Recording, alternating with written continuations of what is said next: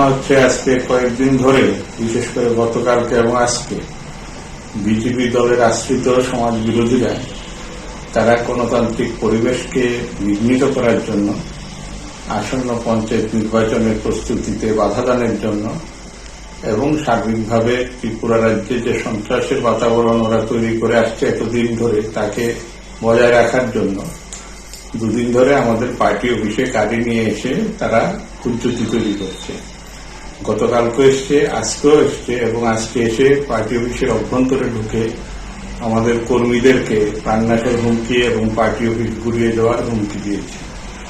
আমরা এদের এই আচরণ বা কাজের সঙ্গে পরিচিত, কারণ বিজেপি দল ত্রিপুরা রাজ্যে ক্ষমতায় আসার পর সারা রাজ্যের সঙ্গে বিশালভাবে আমাদের এই পার্টির মহকুমা অফিস 9 বার আক্রান্ত হয়েছে, পার্টির সবকটা অফিস ভেঙে দিয়েছে, মানুষের বাড়িঘর আক্রমণ করেছে এবং এটাই তাদের বিকাশের নমুনা।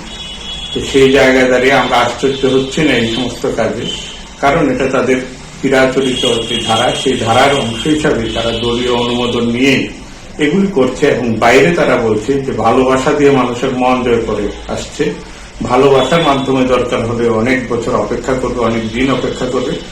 আসলে সমাজ বিরোধী দল দিয়েই তাদের দল পরিচালনা করছে। নেশা কারবারি, নেশাগ্রস্ত, সমাজ বিরোধী এদেরকেই দলের সম্পদ মনে করছে এবং তাদেরকে দেবতুল্য বলে আখ্যায়িত করে আরো উৎসাহিত করছে। তো এতে আমরা আজকের এই ঘটনাকে কেন্দ্র করে আমাদের পার্টির জেলা সম্পাদক ভানুলাল সাহা উনি একটি মামলা দায়ের করেছেন। পুলিশের নিরপেক্ষ ভূমিকা আমরা আশা করছি। আমরা আশা করি রাজ্যের গণতন্ত্রের স্বার্থে তারা ভূমিকা নেবেন, কারণ দেশ জুড়ে বিজেপির অত্যাচার অনাচারের কারণেই আজকে বিজেপির পতন শুরু হয়েছে। এ থেকে যদি শিক্ষা না নেয়, ভবিষ্যতে রাজ্যের মানুষ এবং সর্বোপরি এ রাজ্যের যারা গণতন্ত্র প্রিয় অংশের জনগণ আছেন তারা সেক্ষেত্রে ভূমিকা রাখবেন, আমরা আশা করি। এটাই আমাদের বক্তব্য। ভিডিও ফুটেজে তো সবার ছবি এসছে, আমরা এটা পুলিশকে দায়ের করেছি। এটা পুলিশ তদন্ত করে দেখবে কারা কারা এটাতে যুক্ত ছিল এবং নির্দিষ্ট 2-1 জনের নামও দেওয়া হয়েছে এফআইআর। সরাসরি বিজেপি দলের এবং বিজেপি দলের তারা চিহ্নিত তথাকথিত দেবতুল্য কর্মী।